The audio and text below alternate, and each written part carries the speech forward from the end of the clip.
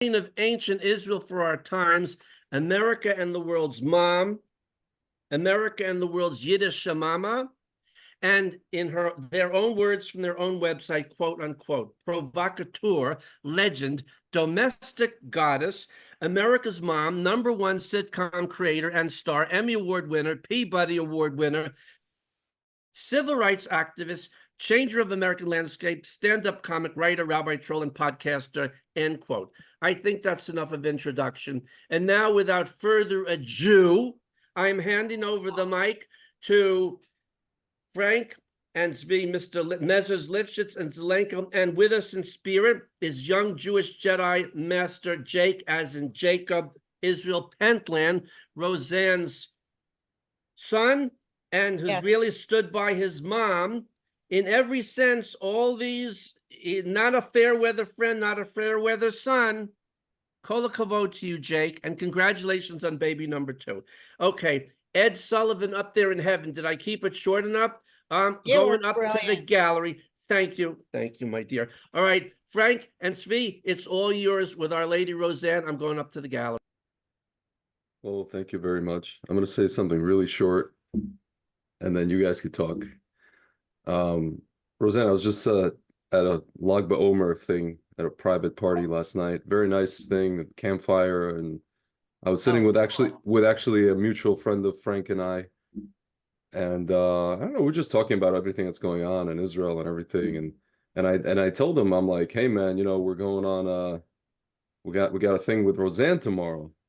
And I was just like sitting there, I'm like thinking about, I watch the trajectory of your podcast and all the people that you have on. I haven't seen every episode, but I've seen, a few of them or clips.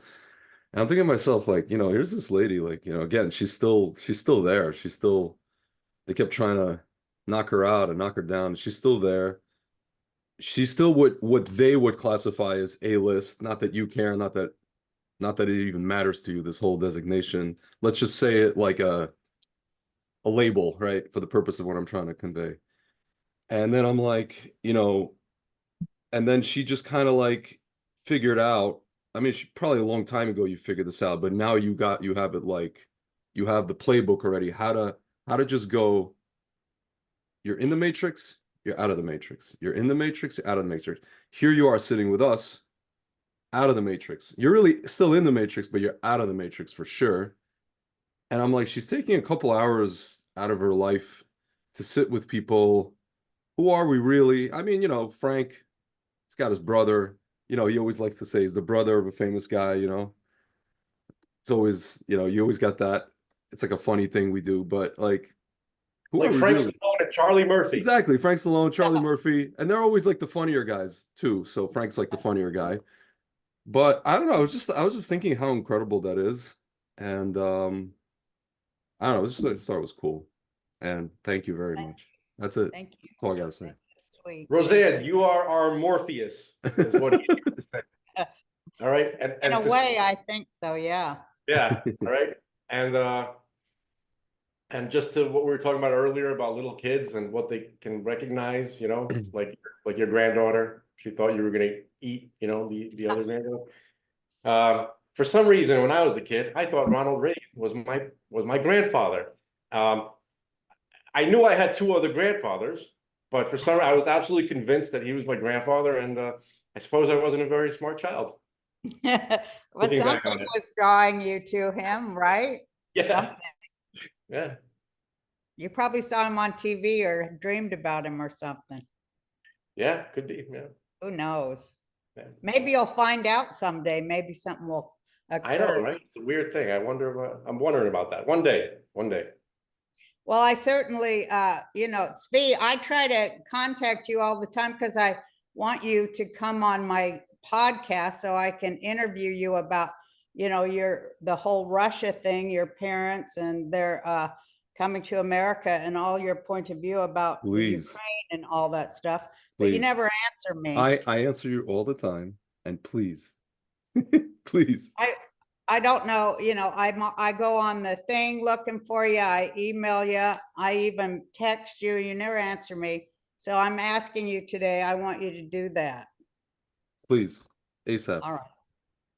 All right. And, you know, Frank, I want you to come back on too. Lowell, I want to have you on to talk about your book about cracking the Quran code. These are Okay, very thanks. important Thank you. Okay, so and you know, my memory is weird, and like I'll remember something 7 years after. But one of my friends once said, I called her, I said, I'm sorry, I had no concept. I go, I'm sorry it took me so long to get back to you. And she said, Roseanne, do you know it's been 7 years? And no, I did not. But time is weird for me. But Funny anyway, what? that's I why I'm noticed that. glad we have, yeah, I know. But that's why I'm glad we have our calendar, because if I go by our calendar, our Hebrew calendar, our month to month calendar, then I, you know, can keep track of time in a way that matters to me. And also, you know, that is important to me and makes sense to me, moon to moon, you know. And because I do that as a Jew, I don't really live in the matrix, because that matrix is horrified of me as a Jew. And that matrix exists to have nothing to do with me because I'm a Jew. So I always had a 40,000 foot view of that matrix, and I do see it as a system, and that I am in it, but not of it, you know. And so that includes time. But anyway, today is Lag BaOmer, which is the day in my view of things and how I've been taught, the day. And it's also the day of marriage. And I have to say, my sister is getting married today in San Francisco, California, because this is the day where, you know, Jewish people can get married in the Omer count.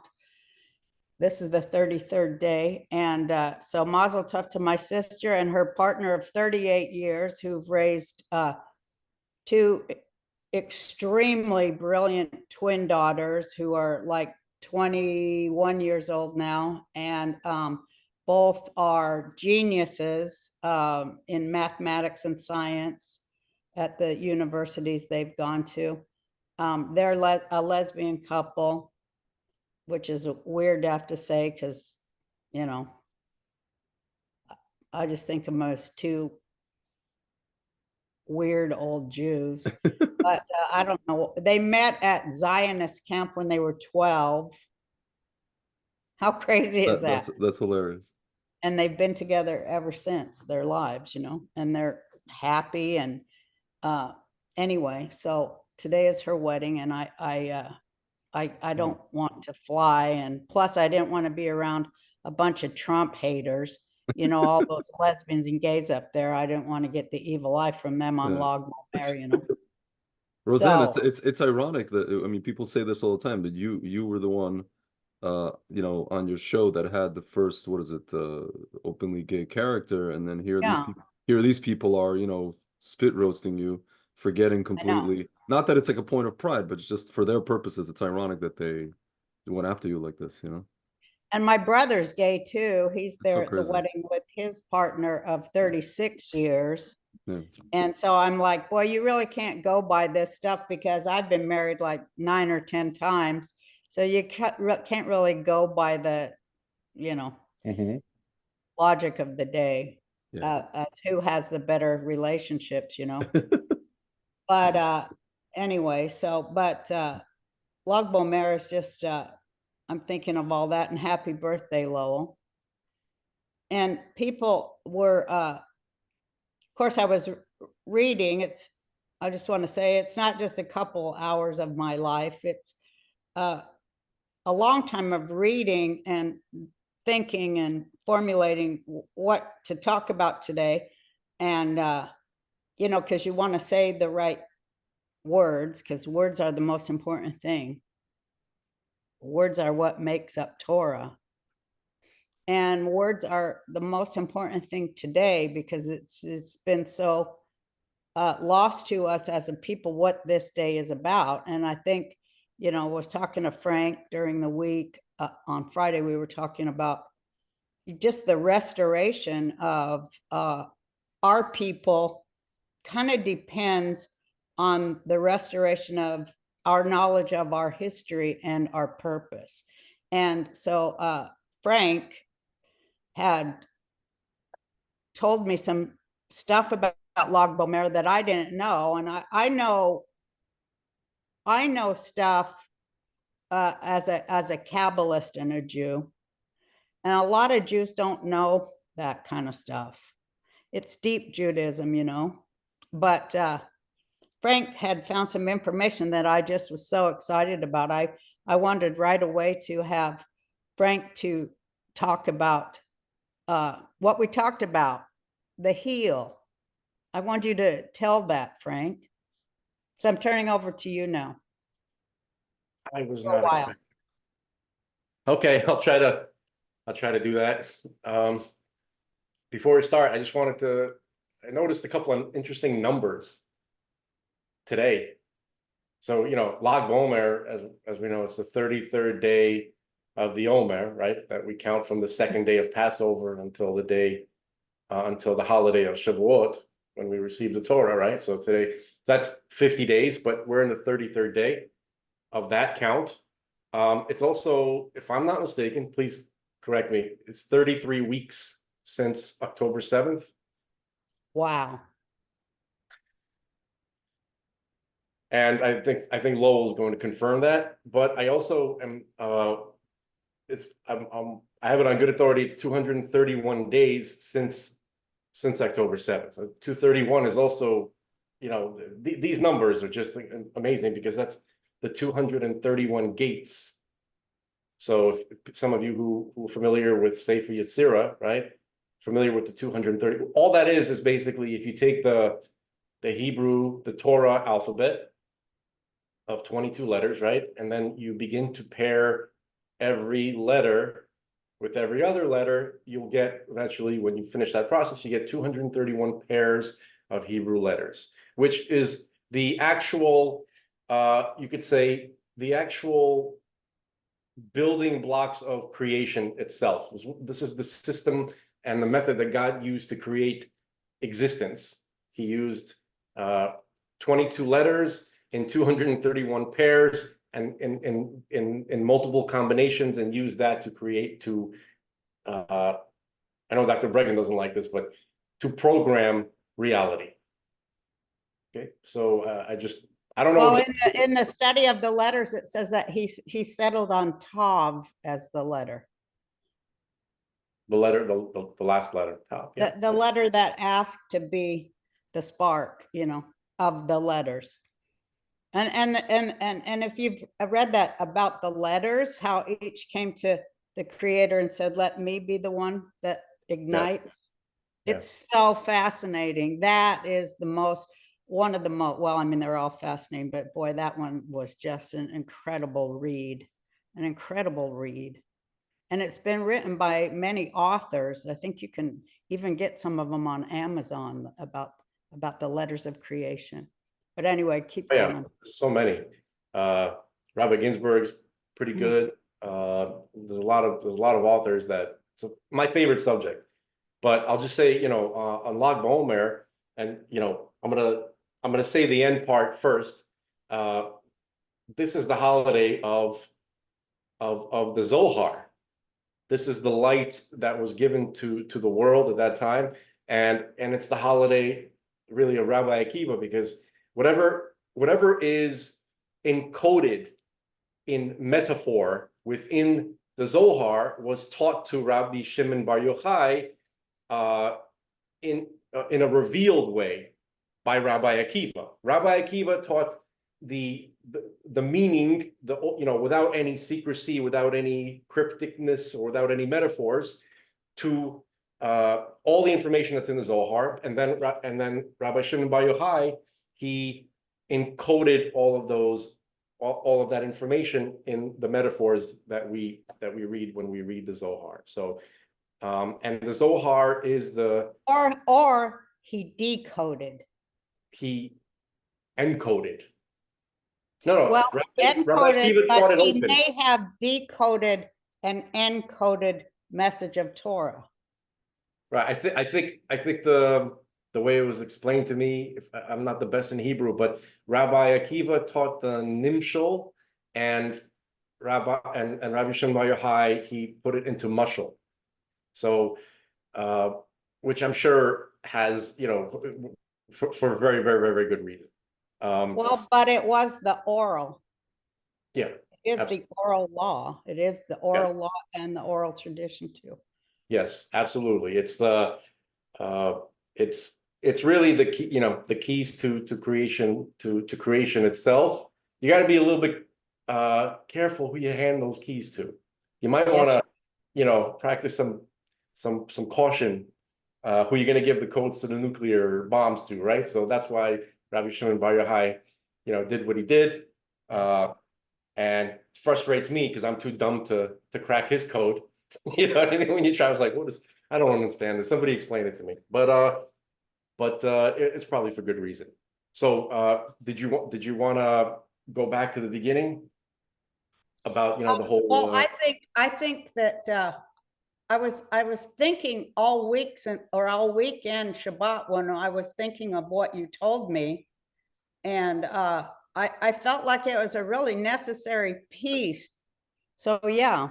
So we'll go back to Adam and Eve and the snake for a second. So every story that ever happened after Adam and Eve and the snake is a retelling of Adam and Eve and the snake, just with different names and different costumes, and with more characters. Like every time every time you move forward into history, Adam breaks up into more pieces, and Eve breaks up into more pieces, and the snake breaks up but all the characters are still there, and it's the retelling of the same story over and over again, just giving you a new perspective on what happened the first time. Okay, so what happened the first time with Adam, there was a bit of an error that was made, okay, with Adam and Eve, right? A well-intentioned error, but this caused a major cataclysm in the very nature of reality itself, and the world that was formed by the 6 days of creation was shattered almost entirely, not entirely.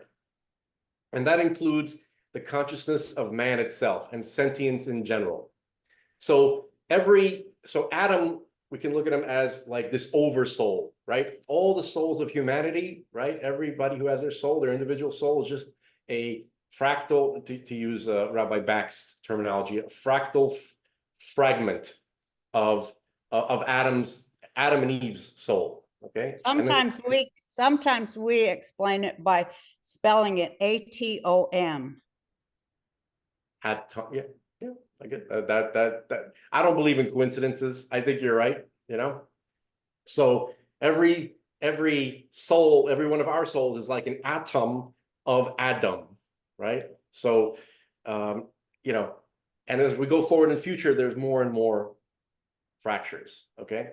So, but at the same time, we're not like little broken shards. When Adam's soul fractures, it fractures in a holographic way, in the sense that every little piece that broke off of him, when you look at it, it looks like a mini atom. You have so everybody has all the same properties, and it was ultimately meant to be that way. So basically, what we're doing here since that point is we're trying to rectify what had occurred in that first error after the 6 days of creation. Okay, and we're trying to essentially put Adam back together again. Okay, and thereby the rest of and the universe, the physical and all the spiritual universes are connected. They also get put back together when we put ourselves back together, and that's what teshuvah means. But so basically, a major chunk of Adam's soul, right? A central chunk, the piece that was at the center of everything, you could say. It manifested itself during the time of Jacob and his brother Esau. Okay, without getting into the difficulties that Esau and people like him had to go through when they manifested in this world, let's say they needed a little bit of help because they were born with really heavy challenges. So Jacob, and this is even before they were born, Jacob saw that Esau had a huge job ahead of him, and his challenges it looked almost insurmountable. So he decided to give a piece of his own soul, Jacob, to Esau, his twin brother, to assist him in all his important tasks that he was meant to accomplish. And so, but as they got closer to being born, Jacob saw that that piece of himself that he gave to his brother Esau was going to be harmed more than it would help his brother Esau. So he decided to take it back. So he was born clutching onto Esau's heel, which is where those soul sparks were embedded on many levels. So not only were they literally embedded in the heel of the real Esau, it's more than symbolism, but it's also why the heel, because the heel is the lowest place on a person. So Jacob had to, essentially had to send his soul to assist Esau in the lowest places where he would have the most difficulty. That's why it ended up in the heel symbolically and in reality. Okay, so but he realized, no, I got to get him back because it's gonna those soul sparks are gonna get too messed up. Okay, so they came into the world as Esau, right? Also they traveled as kind of a constellation. It wasn't just a big chunk of Jacob's consciousness that he gave to Esau. It was a chunk and a bunch of like smaller fragments that kind of like travel together. If you could think of a comet, there's like a big chunk, and then it has like a tail of like smaller ice and rock pieces that kind of follow along with it. So this piece that Jacob gave to Esau, it was like a big chunk of consciousness and 24,000 little smaller pieces that trail along with it. Okay, so as we go through the story, we see. And by the way, I learned all of this. I was introduced to this by a rabbi named Rabbi Abba Wagensberger on YouTube. So you can check out his, just do a search and you'll see. So I just want to give credit where it's due. Okay, so basically these important pieces of Jacob's consciousness came into the world first inside of or paired with Esau's soul, Esau's consciousness, okay? And then eventually with the men that Esau surrounded himself with. Okay, Esau had, if those who remember, it says in the verses that when Jacob and Esau had his reunion with his brother, we recall his brother was a little bit upset at him, and he was coming to kill him. And it said that there were 400 men with them, and in our tradition, the men that were with him were each captains. They weren't just 400 individual men. Each one of them had command of many more men. And I've seen some, it was common for captains to be a captain of over 60 men in the ancient world. I can't produce a source for that immediately, except for the idea, that King Solomon had 60 men around him at all times. People are aware of that. But it's those 400 men were the soul sparks, and all of their men that they were in charge of. They were those soul sparks of that Jacob gave to Esau. Okay, so yeah, and 24,000 is the important number, right? Yeah, we're going to. So if you were to say that each of the 400 captains that Esau was with had 60 men under the charge, it would be 24,000 men. Okay, so and there seems to be, but as we move forward, right? So basically, Jacob had a reunion with his brother, and his brother initially came to kill him, but when he saw him, he felt, and Rabbi Shimon Bar Yochai actually says this, that it was a legitimate sense of love that he felt. He was angry and wanted to kill him. When he saw his brother and his whole family and all his flocks and everything, he felt this overwhelming love, and they embraced. And there's a lot of reasons for that. And remember, they were twins. So one of probably the main reason is that before this meeting, if you recall, Jacob had wrestled the angel, right? He had wrestled this angel and defeated him. And our tradition tells us this angel was the Satan himself. Okay, it was normally known as Samael. And this angel was Esau's evil inclination. All humanity, every person is born with an evil inclination. That the reason why God did that is to give us the chance to have free will, right? If you don't have some kind of influence trying to tell you to do something other than God's will, then you don't have free will, because you don't have alternative choices except to follow God's will, right? So that's why we're paired with an evil inclination. We have to overcome it. And each of us has like a little tiny fractal of Satan or whatever, right? To contend with. But Esau had the whole fella to contend with. And his job wasn't so easy, okay? It didn't work out for him. But Jacob beat up this evil inclination, this bully that Esau was dealing with, when Esau couldn't do it himself. And he was grateful for that. Esau intuitively, internally sensed that, and he was grateful to Jacob because he saw that he beat up this guy who's been tormenting me, this angel, been tormenting me my whole life. So, and there's obviously a lot more. After that unification, after their reunion, right? Those sparks that Jacob gave to himself, gave to Esau, okay?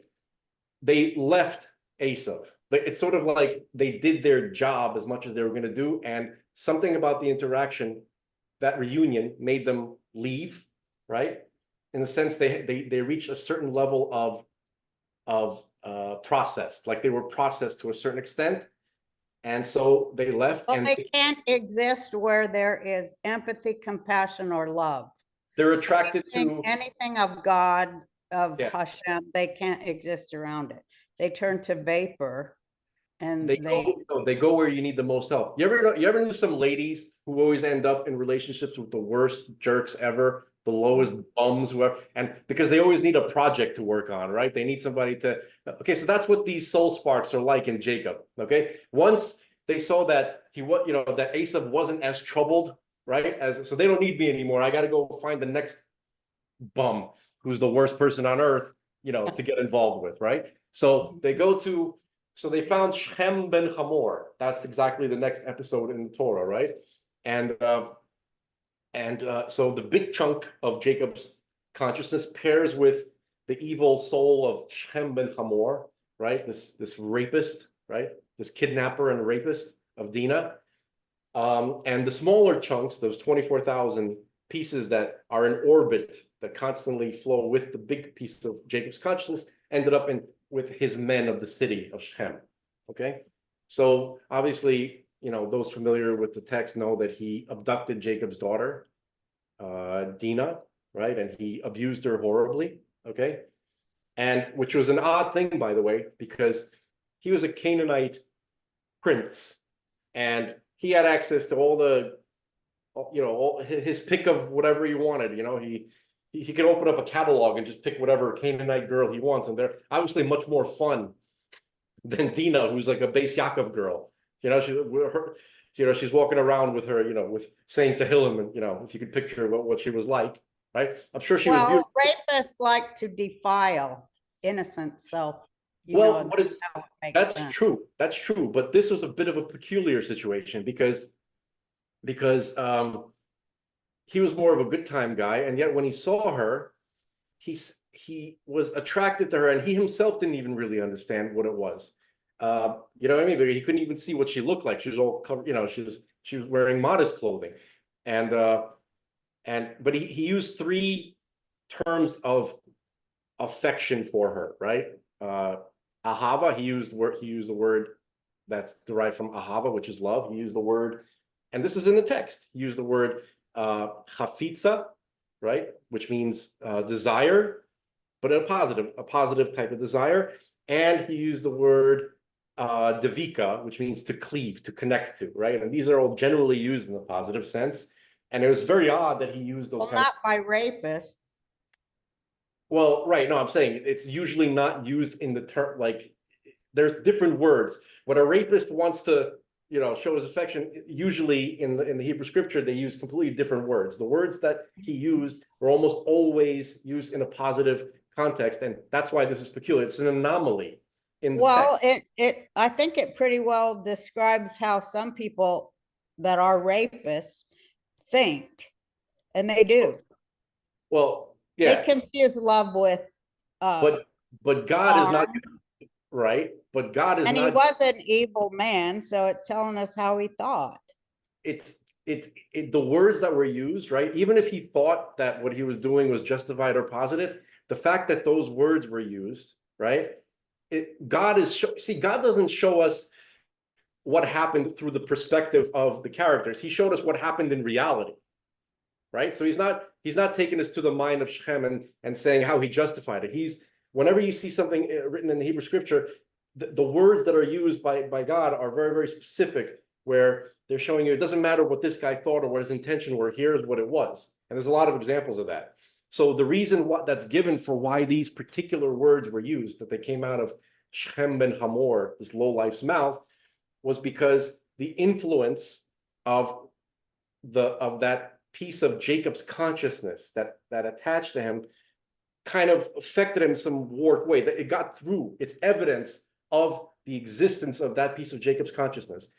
And then the evidence that bits of Jacob's consciousness existed in the men of Shechem, right? All of his men, right? Is because after what happened, after the abduction and the abuse, they came to Jacob and to his brothers, and excuse me, to his sons, the brothers of Dinah, and they said, "Oh, I want to, our prince wants to marry your daughter, and we're all going to become connected, we'll all be family, and blah blah blah blah blah." And so Shimon and Levi, who were, by the way, 12 and 13 at this time, they're usually portrayed tragically as these hot-headed brothers bent on revenge, which they were to a certain extent, but that was not their main motivation. Their primary motivation was to serve God. And they recognized the sparks of their father, the Jacob's consciousness, that are embedded within Shechem and his men. And he saw that the sparks needed to take effect. They wanted to help the sparks take effect. And if they didn't take effect in the way that they needed to, they need to be liberated, to put it mildly. Okay. So Shimon and Levi, right, the sons of Jacob, right, Dinah's brothers, said to the men of Shechem, he said, "Okay, fine, but you all have to convert. You all have to, all the men have to be circumcised, and then you have to begin to observe the 7 laws of Noah based on the Noahide covenant that God made with our father Noah." That was the deal. Okay. And at that time, they were all Noahides, by the way. Everybody was, okay? So they gave him a chance, and they wanted to see if those pieces of Jacob's consciousness would have the right effect on them, right? Because obviously they knew that everybody that they ever encountered in their life, they were meant to. God put them there so that they could elevate them. It wasn't just the pieces of Jacob's consciousnesses that were trying to do that. All of Jacob's family was trying to do that, and all the righteous men from the previous generations and after were trying to do that. So once they realized that the sparks of the pieces of Jacob's consciousness already did as much as they were going to do, and if they stayed within these men any longer, they were going to be harmed themselves, was when it says in the Hebrew scripture that let's be wise with them, right? It says let's be clever with Jacob and his sons. We'll agree to this little conversion thing, and then we'll take advantage and we'll strike. So once they realized, Shimon and Levi, that these men were not being sincere, they decimated the whole city. The 2 brothers, 12 and 13, they came. Not normal people, obviously. All right. So if this story was told in any other culture, they would be gods, the story of the gods. But these were not normal people. So they did that specifically not out of necessarily rage, even though that would be justified. They did it to free these important pieces of their father's consciousness. And the next time these pieces of consciousness, this big chunk and the 24,000 little sparks, the next time they manifest in the world is later during the Exodus, with the tribesmen of Shimon and their prince Zimri. If you recall, there was this incident with Zimri, and and this Moabite, was she Moabite or Midianite? I don't remember. Princess Cosby of all names, right? So people who are familiar with the incident, just please, or review it. So basically, this was Miriam says Midianite. she was Midianite. Okay, thank you. So this is a very unfortunate incident where Bilam and Balak, right? They wanted to harm Israel, and they knew the only way to really harm Israel is to get them on bad terms with their God, the creator of existence. The only way to tick off God is for the people, for the men to act immorally, right? Especially in the Remember we talked, it was bad food and slutty Gentile women. Cheeseburgers and chickses. All right. That's my problem. That's what I struggle with, right? So I know. Same. Yeah, I mean it's common but not good. All right. So basically, So basically, the tribesmen. So Balak and Bilam, this evil prophet wizard, they formulated this plan to get God angry at Israel, to weaken them. So they sent out their daughters, right, to entice the men and to get them to sin. Okay, basically, they promised them sex, but in the course of that, they said, in order to get that, you have to worship Baal Peor, which is a crazy story in the first place, but we don't have. So basically, unfortunately, it happened, but it would happen with Zimri, the prince of Shimon, and 24,000 of his men. It actually says that in the text, there was a plague which killed 24,000 Israelites, and those were all in the tribe of Shimon. And why Shimon? Well, because it was Shimon's idea, the original Shimon, Jacob's son, right, in the previous episode, to go and to help the sparks of their father, Jacob, which ultimately a major part of Adam, right? To help these sparks do their job, and when they're done, to liberate them so they can not be harmed by their environment and move on to their next task. Okay, so because of that, in a certain way, Shimon he merited to be the next, to be the guardian of these sparks. It was kind of like a double-edged sword, but that might be an entirely different, you need an entire conversation to get into that aspect. So bring basically, us to the 24,000 students of Rabbi. That's the next one. Yeah. That's the next one. So once Zimri was killed, and 24,000 of his tribe's members died in a plague, those sparks, the next time they manifested was in the soul of Rabbi Akiva and his 24,000 students. Now, I didn't want to say that at the beginning to spoil the surprise, but those pieces that Jacob gave to his brother was Rabbi Akiva. The name of that soul spark was Rabbi Akiva. They knew it was Rabbi Akiva the whole time. Not only that, it's encoded in the text in many, many different ways, like Abir Yaakov, right?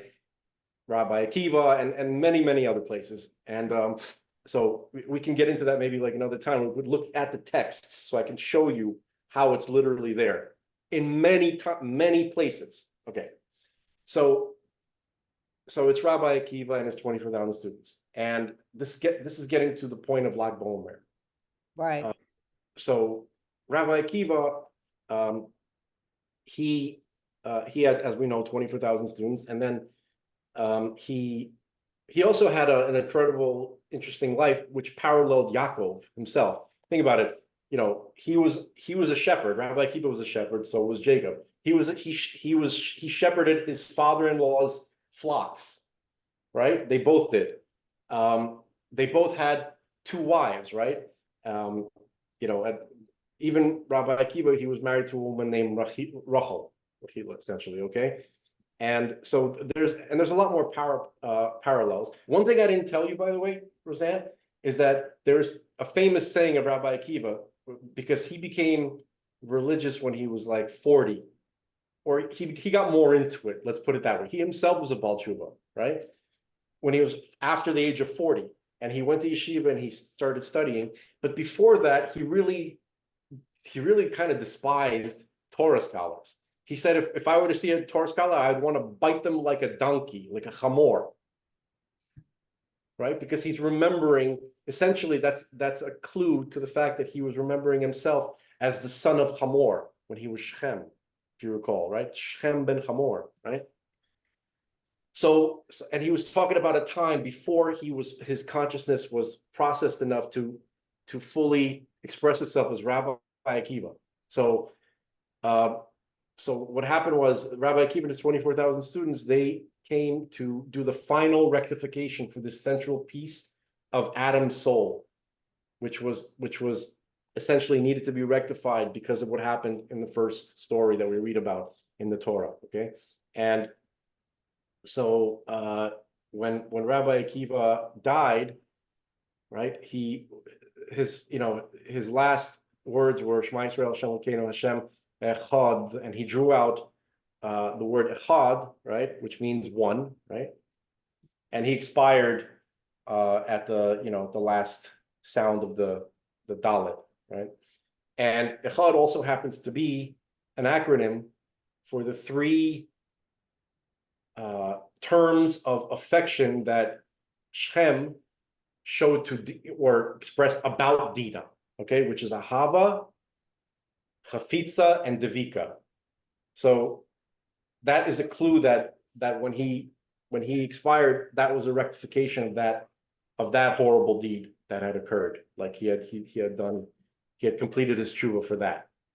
So, and then the 24,000, his students, why did it says, we're taught like kind of in a fable-like way, in a childlike way. Oh, why did they die? Well, because they didn't respect each other. What does that mean? Well, each one of them was a Torah giant beyond imagination. Never their like has been seen since, before or since. And yet they didn't respect each other. How could that be possible, right?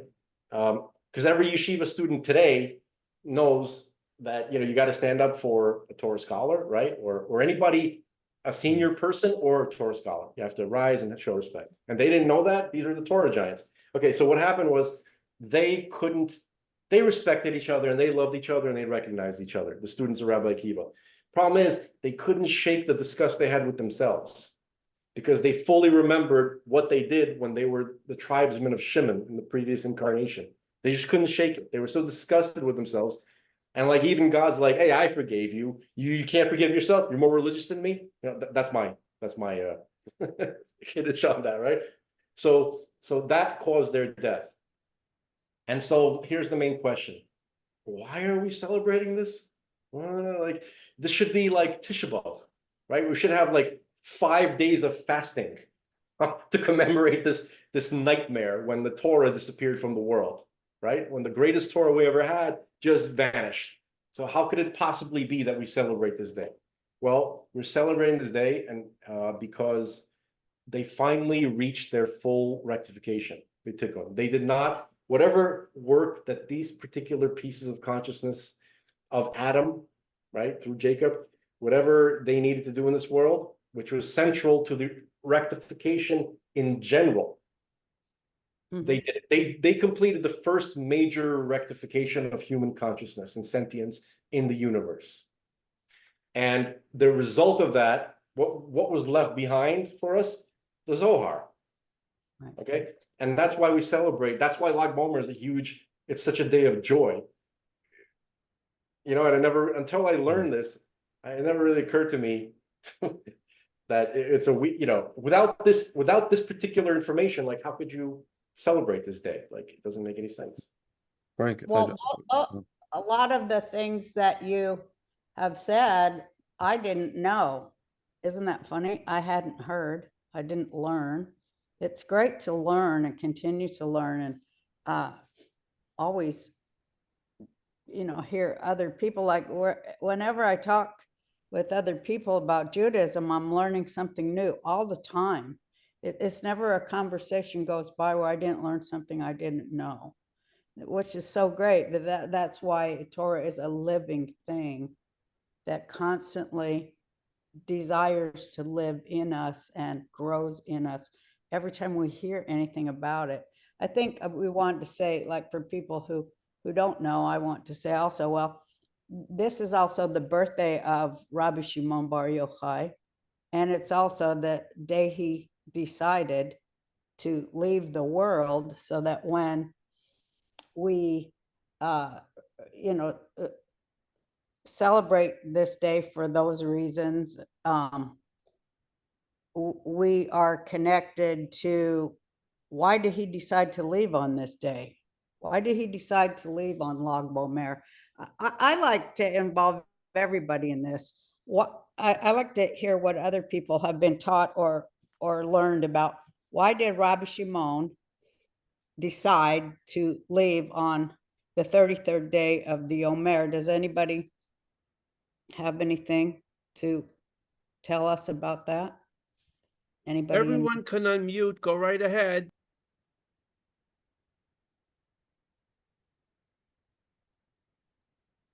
I want to say one thing. I don't know Roseanne, I don't know the answer to your question. Maybe Frank does, but I don't know. But I will say this. I'll tell you this. All these years I've been wondering why it is the case that my mother's father passed away on the 32nd of the Omer. And he passed away in the Soviet Union. We left in the 1987, and my mother's parents said, you guys go ahead and you guys set up shop in America, and we'll come a couple of years after. We'll follow you guys later. Just get everything ready. A year after, actually 6 months after we arrived in the States, my grandfather got diagnosed with lymphoma. My grandfather was a tzaddik, meaning he helped everyone, he supported everyone, he held everyone on his shoulders. Everyone, I mean, family, friends, people he worked with. They used to call him Iron Felix. He was Raphael, but his Russian name was Felix. And but he didn't know any Torah, right? So Frank talked about the 24,000 students of Rabbi Akiva. On a simple level, we all in the Jewish world talk about how, yeah, these guys kind of like on a surface level, we saw that they couldn't respect each other. So Frank clarified that they actually could, but there is still a lesson there to take, that even scholars, and we see this today, even scholars sometimes, they're not capable of, unfortunately, respecting other people who know a lot of Torah. So we derive from that. There's a phrase in Hebrew, derech eretz kadma leTorah. How you treat other people, whether or not you're a mensch, comes before Torah. That doesn't mean you're absolved of keeping Torah, but it comes before Torah. So my grandfather, a person who knew pretty much no Torah, through no fault of his own, because he lived in the Soviet Union, passed away the day before Lag BaOmer. Hashem took him the day before Lag BaOmer. For whatever reason. My mother, she's still to this day, if only I had convinced my parents to come with us. I don't know if you remember who Arlen Specter was. My grandfather had the same, he had the same type of lymphoma as Arlen Specter. And in America, even at that time, there was already a treatment for this thing, and you could prolong your life by 20 years, 25 years. And my mother keeps saying, he could have lived as long as Arlen, and all these things. Why didn't I convince him to go to Vienna? I would have flown to Vienna, move, all these combino that my mom makes up in her head that could have been, and then the KGB held him there, and then they, made sure that he died, and then they let your grandmother out. We just had this conversation yesterday even with my mother. And I try to tell her, listen, you're right. Again, back to surface level. You're right. They did this. You didn't convince. My grandmother, resisted. My grandfather resisted. You didn't convince them. The KGB did this. But he left on the 32nd of the Omer. This person who embodied Derech Eretz Kadma LeTorah, Hashem took him on the 32nd of the Omer. And I think to myself, people in our generation who we know to be tzaddikim, they tend to leave within, or people in our family, right, who are not like Torah scholars, but they made an impact in the world. They tend to leave the world a couple of days within actual tzaddikim. For example, Dr. Zelenko left the world. When did he leave? Rosh Chodesh Tammuz, right, Frank? What's 2 days after that? Lubavitch Rebbe, Gimel Tammuz. But it was also the birthday, and I believe the day that Joseph, the biblical Joseph. Correct. So, Hashem is always, no matter what we think about, things are not just. We think that it's not just. We think that this person could have survived. We think that this person could have, lived if something would have happened. Some doctors would have done something, or some government would have done something. But we really have to go in and we have to understand, and Hashem has his calculations. And then from his calculations, we look back with 2020 vision and we see, wow, what a message. Like my grandfather, 32nd of the Omer, Dr. Zelenko, Rosh Chodesh Tammuz. I'm sure there's other instances. I can't think off the top of my head. I remember other instances these kind of things happened. So I don't know the answer to your question about Shem Bar Yochai, but I can surmise that there are reasons for these things. Do you guys know about the Maharal, or the Maharal that wrote Golem of Prague and, the Rabbi of Prague? He has interesting stuff to say on why it was the 33rd day. And he talks about the 32nd day too. So Frank, Tzvi, you might want to look that up. I was looking it up here. Why celebrate Lag BaOmer on the 33rd, according to the Maharal? I was looking that up to read to you, but unfortunately, it's too small print for me to read to you, but you might want to look it up because he gives a lot of really good numbers about the students, the 24,000 students that died during the Omer, and he says that they died throughout the 49 days of the Omer, but they did not die on the days during the holidays of the Omer. The 7 days of Pesach, the 3 days of Rosh Chodesh, and the 7 Shabbats, they did not die on those days. And if you add them up, those are 17 days. And it says if you take away 17 from the 49, you're left with 32 days during which the students died. And so he talks about that's what we celebrate on the 33rd day, to commemorate that the students only died for 32 days, even if, anyway. So anyway, there's just a lot about the 32nd day. But anyway, Lag BaOmer, the 33rd day, is the day the plague stopped. That's why, that's what happened with Rabbi Akiva students. They stopped dying on the 33rd day of the Omer. And so we were taught that that's what Rabbi Shimon want us to remember. Rabbi Shimon want us to remember on the 33rd day, that's when the plague stopped.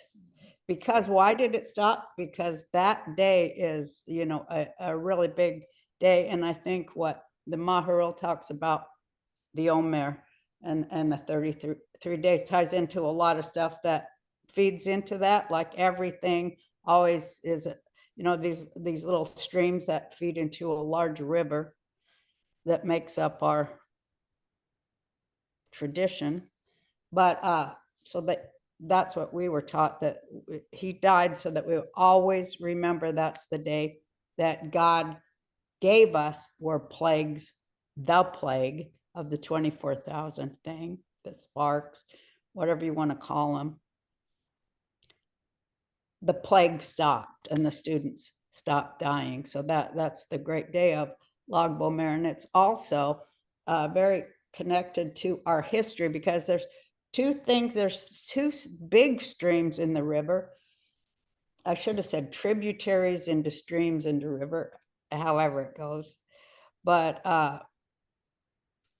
that it also has to do with the Bar Kochba Revolt against Rome.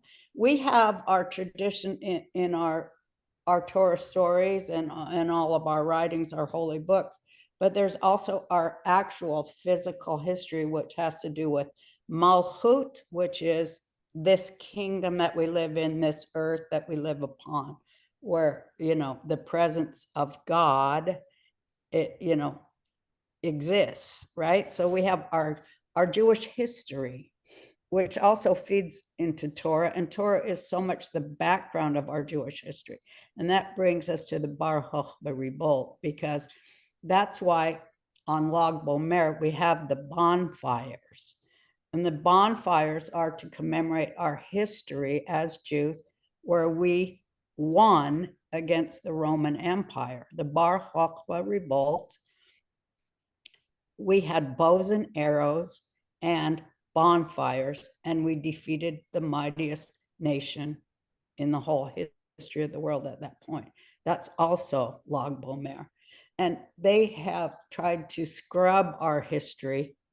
And, you know, after the destruction of the Second Temple, when they carried us into slavery to Europe, and that's what I think the Maharal was writing the Golem of Prague about, was where Torah students were forced to convert to, you know, Christianity and sometimes Islam, and to be forced to change our religion to satisfy the occupier.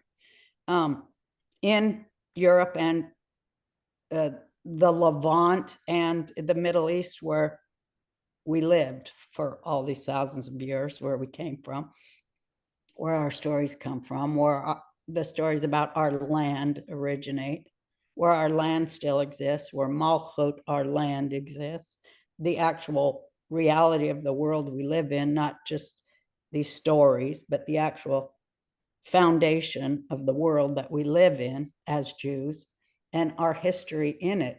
So when they carried us as slaves and looted our temple and everything they have done to us, which they love to erase, they love to erase the whole Bar Kochba Revolt from all of history, but unfortunately they cannot do that, largely because of the internet, although they do try to whitewash everything with their Palestine lies and all the other stuff they do. And it seems to be working, but not really in reality. It doesn't work. But the Bar Kochba Revolt on Lag BaOmer, through signaling each other, like so many, you know, like all the native tribes used to use bonfires to signal to each other and other tribes, and bows and arrows. But those weapons are what took down Rome. And how? Because on the 32nd day of the Omer, you have to know, like Bar Kochba, okay.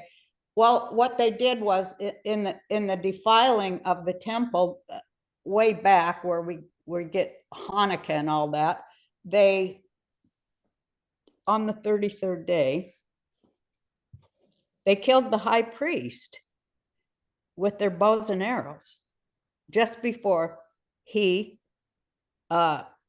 acquiesced to the defiling of the temple. And the first time they defiled the temple was when they brought in the phallic symbol, the obelisk. And the second time, when the Hellenists did it, was to bring in Zeus and a pig there, and, you know, the whole oil, and defile the oil and all of that, all the defilements. There wasn't just one, but the Bar Kochba Revolt was that the Jews, the most, I guess they would say, right wing or whatever, patriotic, most committed to Torah, they said, well, we can fight against Rome for the rest of our lives, but we can actually maybe win in a different way by taking down our own Arab Rav. And that's what they did, and that's how they won. And that's what the 33rd, a lot of the commemoration of that is because of our history, because Rabbi Akiva was the leader in so many ways of the revolt against Rome, and he picked Rabbi Shimon Bar Yochai and Rabbi Shimon Bar Kochba. Bar Kochba was the military genius behind the taking down of the Erev Rav, and we never discussed that. And here we are again, 33 Shabbats past October 7th, with the very same dilemma. And we are going to have to talk about it.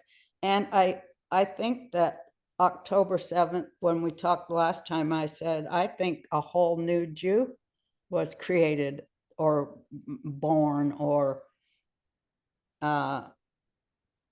came about that day.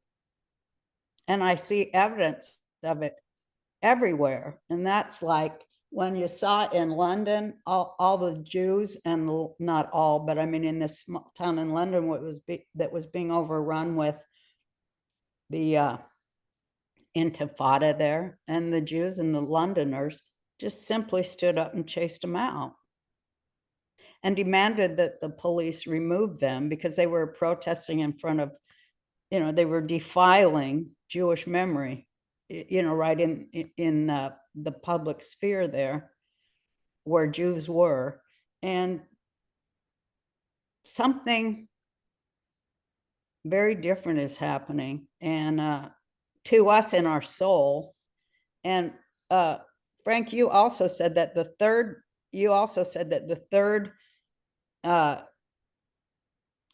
reincarnation, or how did you put it? The third reincarnation or redemption of Esau was the redemption of the world. Didn't you say that? Yeah. Esau, well, I was talking about the three pieces, the three portions to Esau's consciousness. And there's Esau, and this is how we're taught: Esau the liar, Esau the arrogant, and Esau the seeker of pleasure. And we know, and the Esau the seeker of pleasure, that is, it's overlaid symbolically on his head, right? And that's the one redeemable part of Esau. Esau he'll come back to the family. He'll rejoin the family of Israel, and he's going to do teshuvah, and he's going to rejoin the family of Israel. And the reason why is it Esau, the pleasure seeker, who was redeemed? Because seeking pleasure can be used to serve God. Lying can never. Absolutely. Being arrogant can never, but seeking pleasure you can channel that in the service of God with, for instance, the classic example is Shabbat. When you observe Shabbat, you fill your house with delicacies, things to enjoy, and there's ways to use seeking pleasure and to serve God together. There's a way to channel that. So I think that's what we were talking about, right? It's just I'm trying. I want to hear what other people think too before I don't know how deep to go, because I don't know where the people listening to us are at, because the other thing about Rabbi Akiva, the Zohar, and Rabbi Shimon is so deep. It's so deep within Judaism that we don't ever speak about it, and we don't speak about it. It's kind of like people are so afraid to understand what Judaism is really telling the world. The people are so afraid of how deep it is because it is so holy. And people are afraid, like you said before, well, we don't really want to arm anybody with any information that they can use wrongly. So there's all that, because you want to guard it's called the heart, you want to guard the nourishing nut of the heart, right, from the ear of evil. But that's why it's we talk about it on Shabbat, where we have protection. Yeah. But we also can extend Shabbat with our consciousness to Monday. People do, Kabbalists do that, because Shabbat has wings that can cover. Yeah. It can be extended. But I wanted to talk about those wings. I wanted to talk about what the real core of Judaism has to offer the world, and it makes me shake because it scares me to talk about it, because already I know why the anti-Semites hate us. And they hate us because of what we know and because of what we believe. And also because we got a lot of people who do wrong, and you know, they hate us because of them too. And if I ask people, like, why do you think there's anti-Semitism? You'll ask people, you know, Jewish people. I'll ask non-Jewish people too. And, you know, sometimes you get always you get interesting answers, but when you ask Jewish people, what I find is you talk about Adam becoming fragmented, the fragmentization, I don't know how to say it, of consciousness and compartmentalization, fragmentation, and then compartmentalization to keep, but those are called klipo too. Yeah. You know, the negativity that surrounds a truth that needs to be protected. You know what I'm saying? Yeah. So you want to protect the holy from the profane. You want there to be protection for holy ideas. But I'll ask Jews, why is there anti-Semitism? And it's always like, often it's their answer is so arrogant, it astounds me. Their answer isn't well thought out, and it's very arrogant. And I don't think it has anything to do with the way I think. I shouldn't say they're wrong, but to me, it's like, what? And it doesn't seem to be grounded in Malchut reality, you know, that what we have made of this world. Because I do think Jews create the world. I do think Jewish prayers create the world. So Roseanne, I think Mordechai, our friend Mordechai Sonis wants to please. say something. Hi. Hello. Oh, What you got to say, Mordechai?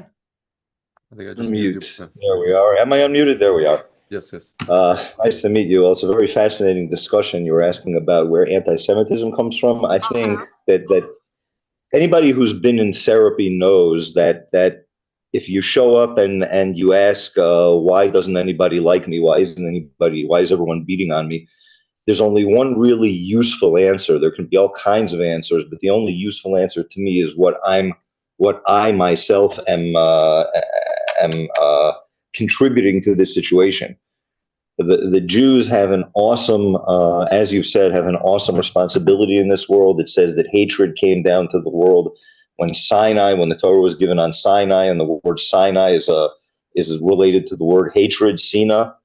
And you know, a lot of people like to say it's because of jealousy, and that may be true, because there's only one nation in the world who's able to trace their fathers all the way back 3,000 years ago to that day. And it's it's a great source of shame for some who don't necessarily know who their father is. That's one source and one reason for the hatred, and that's jealousy. But there's another reason, and it's more useful to us because it will spur us to action, and that's to know that there's something that we should be doing. And instinctively, the nations of the world know that when the Jews are doing what they're supposed to be doing, it's good for everybody. The world is good, the economics are good, and there's peace in the world. The apex of that was in the days of Shlomo, of King Solomon. Today we celebrate the culmination of the avoida of the mission of Rabbi Shimon in this world, because we know that when somebody leaves this world, that day is the culmination of everything. We know that the 49 days of counting the Omer are 7 times 7, because every week is made out of 7 days, and those 7 days are the 7 emotional attributes of the Creator that He planted into us in our hearts. And the day of the 33rd day of counting the Omer is the sphere of Hod Shebahod. When we talk about every single day representing an inner aspect and an outer aspect, and what we're doing is we're filling in this matrix of all of the emotional aspects, and we're fixing them. We're taking what was removed from the bad when we exited Egypt, and we're fixing them, and we're replacing them. This day is Hod Sheba Hod. That means that the external aspect and the internal aspect match. And the sphere of Hod is probably the most misunderstood sphere. Everybody knows what chesed is. Everyone knows what kindness, what is kindness, what is discipline, what is truth. We even know a little bit what it is to have a desire for victory, which is netzach. But Hod is something that people don't quite. They talk about it. We have a handle on it, but what is it exactly? What is the emotion? We know that the Ushpize, the father of the Jewish people, who is represented by sphere of Hod, is Aaron HaKohen. Aaron HaKohen was mourned more than Moshe Rabbeinu, because Aaron HaKohen was the one who brought peace between husbands and wives. He was the one who brought peace between people, because he was able to find in every warring faction, he was able to find some kind of a point where the other one is able to live with him, and he would expand on that until he brought peace between enemies. And he had such a function in the Jewish people that that he was mourned so greatly. And Rabbi Shimon, who brought peace between heaven and earth in his revelation of the Torah, that shows that the world is made. The world is not a chaos that was maybe created, or it came into being by itself. In our experience, nothing happens by itself, and nothing comes into being by itself. That's right. But we were talking about the fractal atomic nature of our souls, and I think the lesson for us and what we should do with all of it is to understand what power every single one of us has, how much one person can do in the world, because we talk to each other, we react off each other. We react off each other, sometimes we inspire each other. And when one person tells the truth of the Creator, which is Rabbi Shimon's whole Torah is that the world is created, and there's a Creator who's deliberately making it happen, not something that happened once, but right now. He's interested in our lives. He guides history. Even now, he knows exactly where we're at, and everything is being moved towards a glorious conclusion. Let all the nations come out and declare their support for a Palestinian state. Let every single one of them show his affinity and how he's inspired by torture and atrocities. Let them all be on record, because we say every day in Tehillim, in the Hallelujahs, we say that if one of these days there's going to be a written, there's going to be a lawsuit against all of the nations, and their leaders are going to be taken away in chains.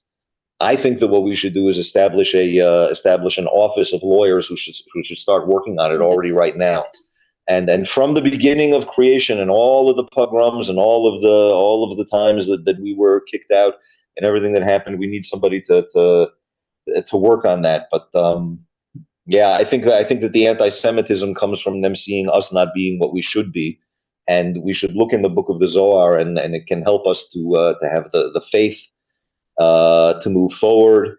Those of us who live in Israel to continue to have trust in Hashem, that it's been miracles until now, and we need to do what we should do, and God will do what He needs to do. That's my opinion. Roseanne. I share your opinion wholeheartedly, and I wish you would talk more about Hod in Hod.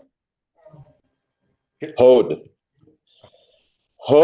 is included in the name of Yehuda. Yehuda was one who always knew how to admit when he was wrong. As a matter of fact, the entire Davidic line, all of the ancestors of King David, who was going to be Mashiach, and King David himself, were all people when they weren't people who never did anything wrong, and sometimes they did things which were very, very embarrassing, or at least they appeared to be very embarrassing, but they always were willing to admit. That's one of the meanings of Hod, is to admit. When one admits, when you thank God and when you thank somebody and you say Todah, the word Todah is also from Hod.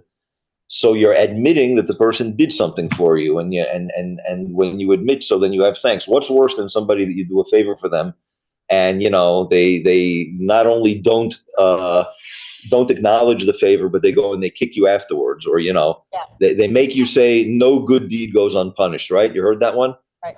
Yes. So that's the opposite. That's the opposite of Hod, what they're doing to you there. But Hod is when your child says thank you, you know, you were a good parent. You know, that's Hod. And Hod is when somebody says, you know what, you were right, I was wrong. And Hod is when we say to God, you were right and we were wrong. And that makes humility. Tremendous peace.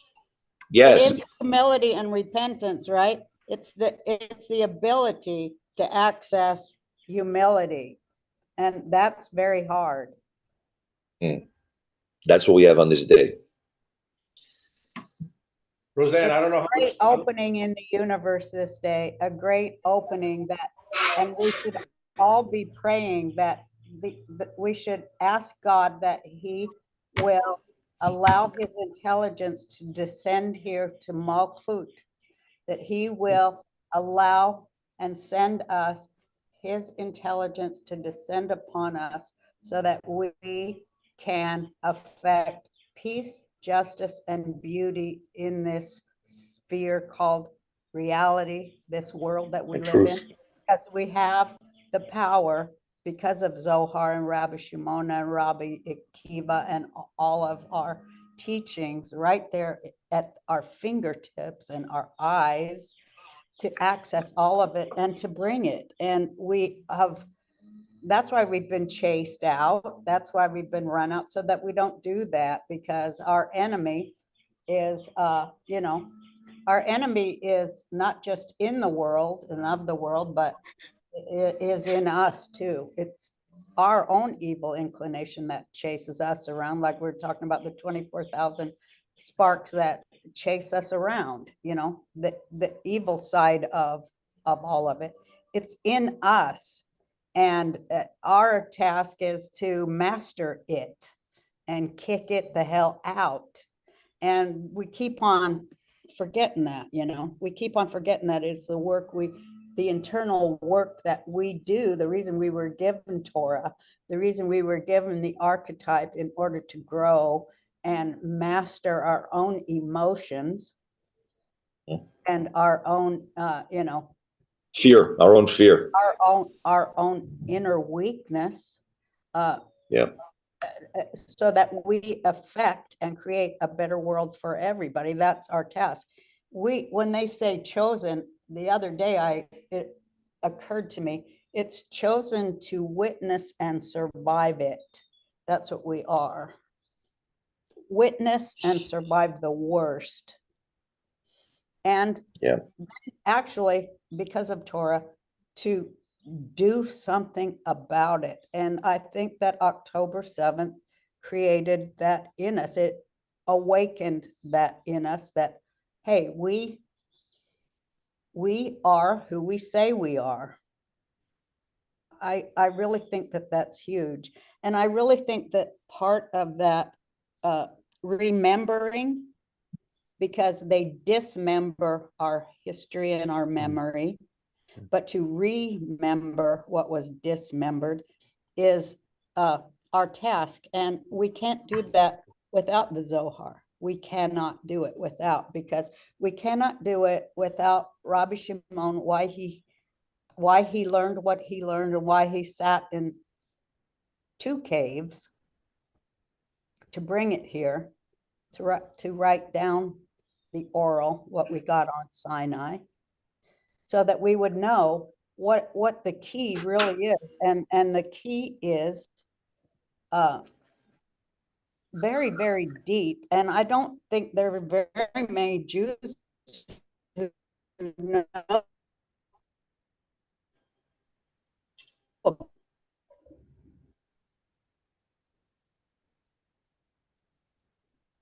You're frozen. understand Bina. They don't know. They don't know. And how can we? I don't know. We have to remember. Hi, baby. We have to remember. And it's always our memory that's under attack, our collective memory. You know, Roseanne, you know, it's interesting, like before October 7th, I always like to say the Jews are we are the archivists or archivists of world history.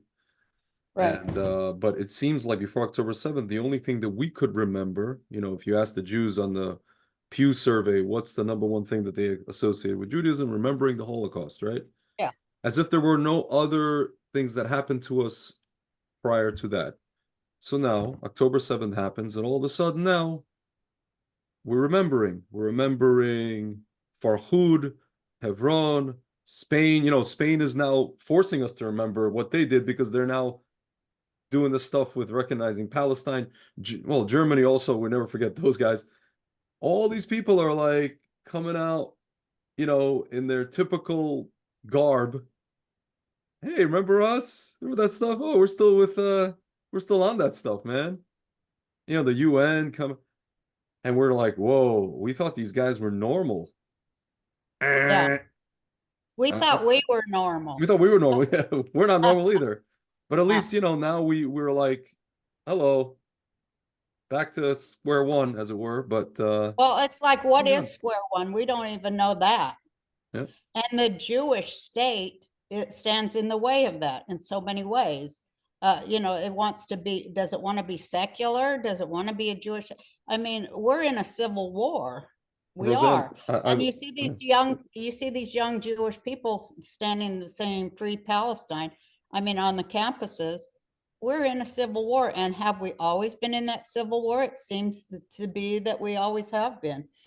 And it is around class and race lines, as always, and regions, and the different sorts of Judaism that exist in the world. We're very fractured. well, Roseanne, you know what the thing that gives me hope? I was talking to that same friend last night, and he asked me about Israel and my impression of when I was in Israel for 2 months just now. And I said to him, you know, what gives me hope, the one ray of light is that you have these guys who are in the army, you know, and they're lumped together, secular guys and religious guys in the same units, let's say reservists. I'm putting aside just the unit that's only Haredi guys, right? So you have these guys, and all of a sudden, you know, somebody's organizing Shabbat, right? You see pictures of these Shabbats. Half the guys there are secular from Tel Aviv. You know, they're passing out tzitzit. You know, these guys are wearing tzitzit, you know, the tassels, the garments without a kippah even. It's like a funny thing people have been mentioning, but they're not rejecting it. They're not saying, oh, get that thing away from me. They're taking it and they're wearing it because they're told it's protection. And you have all these guys from different segments of society who never encounter each other, who never, you know, one segment thinks those guys are crazy settlers and violent. These guys think that these guys are whatever, I don't know, fruity and this and that. And they're together. And I told my friend, I'm like, you know, from the time that I was in Israel for 2 months, what I notice is that the people of Israel, I don't know about the government, the people of Israel are trying to figure out who are we? Mhm. Who are we really? And everything is kind of like trying to coalesce together in this weird, they're trying to cobble some identity together, you know, through like some kind of tradition, some kind of Shabbat, some kind of something. It's gonna come out that the real identity, you know, the real Jews are going to stand up. Will the real Jews please stand up? We're going to stand up from this. I think so too. And you can see it. You can see, if you're watching it with that kind of eye, to see how Hashem's acting in the world, how he's moving and showing us, and being able to read the signs, to have, you know, to have the references, the Zohar references of, you know, because it tells us what's going to happen, and everything it says would happen did, and is, and so it is that kind of everything false that was forced on us is leaving, and everything real that was born in us and of us and in our land, our homeland, is what is going to remain. That's how it looks to me. Yeah, I mean, Everything that's worth saving will be saved, and everything that isn't won't. Yeah. Guys, I think Lowell's been trying to, he wants to Oh, say something. yeah. And if there's time after that, I think I could take a crack at answering your question. Why the 33rd day? If there's time. Okay, good. Yeah, Okay, I good. just have to throw in There's a my lot comments to it. from the peanut gallery right now because they Lowell is frozen. directly relate to what Tzvi was just saying, which is what? I'm frozen? No, First, you're Can okay you hear me? now. All right. So Let it go. here Let it it comes. go. Okay, I'll just come out of the gallery for a second. So it's like this. A person I respect, Tzvi and Frank, you know him, put out a post a few weeks ago and said 1,200 Jews were massacred on October 7th. And I said, what? 1,200 people, many of whom were Jews. I said, you forgot? This is Right. this small-time shtetl ethnocentricity. He said, 40 nations, 50 nations had people that day who were, well, they took videos and made photos themselves of what they did. So that's not the issue. I'll give one simple example. In the neighbor next door house, Heidi, she's from the Philippines, and she takes care of a lady. She's almost 100, so I think that's fair to call old lady. And I said, Heidi, how many Filipinos were murdered on that day? I don't know, 15, 20.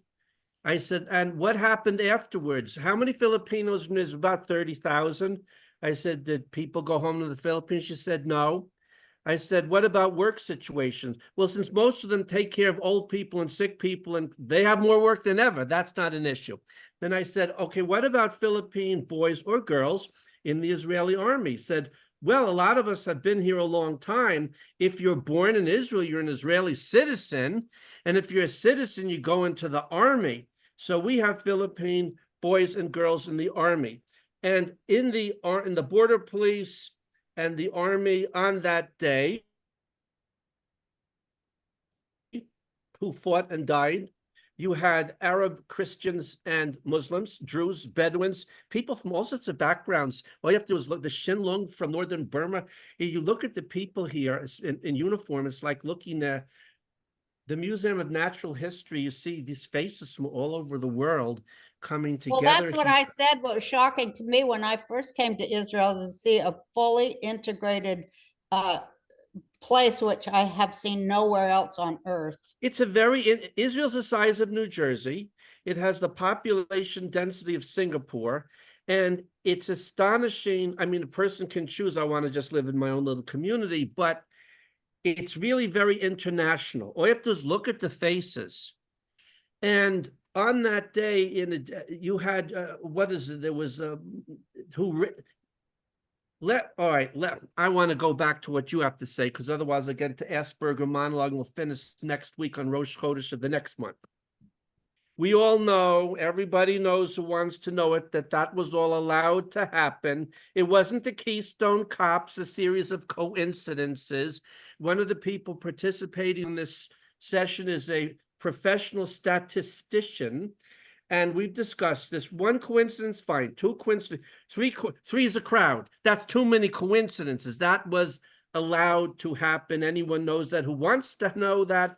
Okay, so, but who saved us from disaster? All sorts of people chose to do things. Then something happened the ring did not expect. All sorts of people came running from all sorts of places to fight, including a Muslim Arab crate drove down all the way from the north to get in a tank. There are all these stories coming out. And the powers that be, Amalek abroad and the Erev Rav, that wasn't supposed to happen. You're screwing up our story because they're not in charge. They think they are. They don't know that no matter what they do, Hashem will direct it all to film. His purpose is just you want on your report card, did the right thing, the wrong. It doesn't make any difference. Okay, so that's what I wanted to say is the coming together in the land of Israel is people from all sorts of backgrounds. Just go to hospitals. That's been for years. Thousands of Jewish and Arab doctors and nurses of all shapes and sizes. All you have to do is walk in there. I don't just mean the patients. And I'm still scratching my head. Was there a Hannibal Lecter somewhere who was murdering Jewish patients in Arab? If it existed, you would have heard about it. I haven't heard about it. That doesn't mean in 74 years somebody didn't do something. Yes, somebody did do something. Jewish doctors murdered 1 million Jewish babies and abortions since 1949. Nazis don't come close to that. And that's never, but we discussed it a little bit. So let's go back to Roseanne and both of you, which is it can't be emphasized enough that when you say people are coming, it's really people of all shapes and sizes coming together, like that Arab Israeli singer who said, excuse me, that's not Islam. She's right. They're Wahhabis. And they don't want that referred to. They want that kept vague. Wahhabis, as they're called by Sunnis and Shias, call themselves Salafis. And that. Well, it's all BS. It's all like Muslim Brotherhood led BS. And, you know, the guy that's running our country is their leader.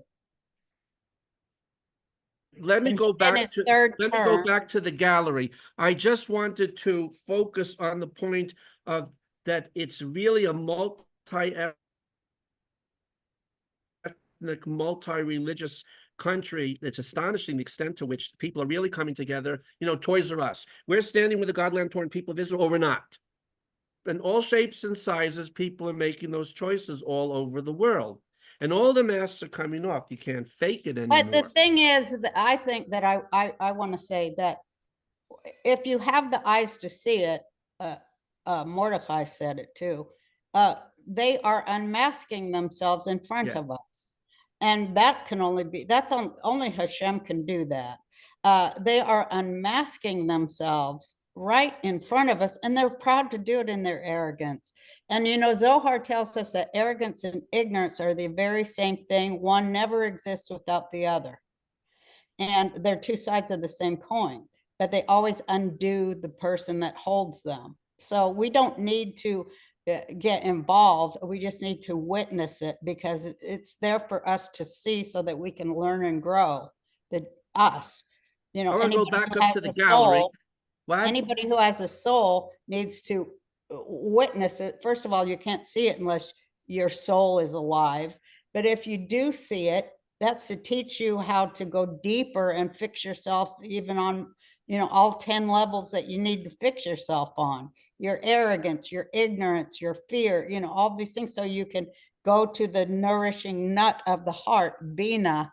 That is what the Zohar is about. That they don't like the Jews because we are a matrilineal people. That's what they don't like. They got rid of all the other tribes that thought like that, but yet we persist, and their whole thing is to, you know, destroy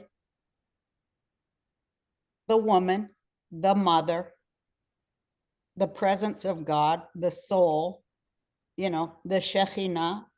That's what they don't like. And we embody that subconsciously to them and to ourselves.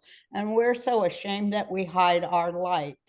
So I think the more time moves on, and I think it's, you know, I really think it's this year. Well, maybe it isn't ultimately this year, but this year, as every year, we move closer and closer to it. When it dawns on us that the rectification, you know, that we pray for every Shabbat when we invite the bride in, we have to rectify the treatment of women and children and men, you know, on this planet where we live. We have to start at home. That's what Judaism teaches us. That's why the woman lights the candles. It is all these things that they want us to forget, the importance of the mother in every way. Spiritually, religiously, they took her out. That's what Rome did. That's why the Hellenists brought in, that's why the Greeks brought in the obelisk. It's to destroy Bina, which is the nourishing heart of the mother. Now I want to say something before I go back to the gallery, and then I'll go back to the gallery, which is that, and that's the people who are listening out there when this will be on the internet, whoever you may be, Jewish or non-Jewish. If God gave you wealth, money, and assets, some people are given that. If you commit murder, rape, or theft by proxy, it's no different than if you do it personally. And under Torah and Noachide law, you're subject to the death penalty. And whether you're aware of that or not, those laws have never, it's not like, oh, well, I wasn't aware, now it's operative. They've always been operative. We will be judged for what we allow, for sure. And about women, about what Our Lady Roseanne said, everyone who you can't not see what happened October 7th, because unlike the Ustashi in Croatia and the Nazis and their helpers who wanted to hide it, the people who did this want to publicize it. We can see in the 33 Shabbats since that happened, the response of people in the world. What they're teaching, rape is resistance. Babies are settlers. They say, go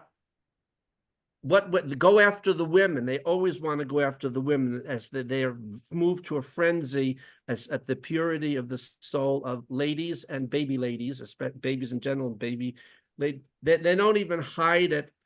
They're proud of it. Say, this is very hard for Jews to understand. Well, the world is silent. No, boobies, they're silently cheering. A lot of people have Jew murder and they're black, and everybody murder and they're black. Said, yeah, do that. Shove those nails up that. Do it again. Do it again. And then you see these strange philosophical, theological discussions where in the warmest of hearts there's a cold spot for Jews, not just Jews, because Jews want to, wait a minute, what's going on here? Is say, basically, as my father would always say, not much has changed since, there he is, the Colonel, since the Stone Age. We're all savages, just the technology improved a little bit, and we can choose to deal with our evil inclination, not. So I'm going back up to the gallery here, and that's another Well, thank you. Bluntly. Your words. How many years has Hamas been there? For 20 years? Everyone above ground. No, but it's impossible. You can build the New York City subway system underneath Gaza, which is the size of Manhattan. The people above ground don't know what's happening. Everyone who knew, every church, every UNRWA, every organization, you're all complicit. The clock is ticking on repentance. We didn't know, or we did know, but you all knew, you're all involved, you're all complicit, and you all wanted that. So anyway, that's what when these people are marching and say Palestine will be free, and they talk about the Nakba was the attack on Holocaust survivors. It makes me sick. Their lies just make me sick, but it all will be exposed because the truth is the truth and it can't be hidden. And, you know, we're just watching it. We're watching the great unraveling. And it's not just that, which leads to I said the great awakening everybody's talking about leads to the great unraveling. And that's, I think, what we're in. And that's replaced with historical fact and truth and our history. And the great thing, I just want to say this about Rav Kook that wrote about Zionism. He wrote about it in an ethereal way, but he said when the nation returns to its land, which was the first phase of Zionism, after the nation returns to its land, the second phase of Zionism is that the nation returns to its national character. And so I think that's the civil war that we're in. And after what's good is saved and what's bad is gone because it chooses to leave, that's what's happening. It just chooses to walk away. It'd rather be for Palestine than for its own family. But, so let them go. I got 2 more peanuts to add before I go Wait, back to I'm not the done. gallery. Wait a minute. All right. So the Ladies national first. character gives way to the acts of brilliance, beauty, and miracles that we actually have within us once we elevate our own lower nature, which we can do through study of Zohar, we'll manifest, and we already are manifesting technological and all these wonderful things that only the Jewish mind can create. Like, I won't even go into it, but because we have witnessed the worst and survived it, we think differently. And, you know, I've always known that my whole life, that we thought differently because of what we've seen. And we don't, when they ascribe their beliefs to us and say, well, this is why they're doing it, that's such a sin. It makes me sick. That's like when, you know, when they try to say what my tweet meant, when they have no geographical understanding of Iran at all. But they should say that the Jews are doing this to, you know, ethnically cleanse. I mean, talk about imperialism. They don't have the right to even try to understand what we do or what we mean, because they're imperialists and they're going to be judged for it. And I'm watching it happen every day. I'm watching God be more visible in this world. So, okay, now you can finish, Lowell. Roseanne, thank you. Now come in with my peanuts. You really, why is it, Roseanne is truly the Queen Esther of our time. Why? It's so obvious. What happened with Queen Esther? She goes in and she becomes the most beloved queen of the Persian king, but her identity is hidden until the critical moment when it's necessary. Now, you once mentioned in a previous program about the pain encoded in the Jewish DNA and also what happened to your family in Lithuania, which is absolutely horrific. So I think you spent, 15 years as a waitress, something like that. And then you went to Hollywood and said you realized you would have to make it on talent rather than cheesecake or beefcake or all the other stuff. And you did, and you survived the meanness and backstab and all this stuff, and became, like Humphrey Bogart or Bridget Bardot or Edith Piaf, an American cultural icon.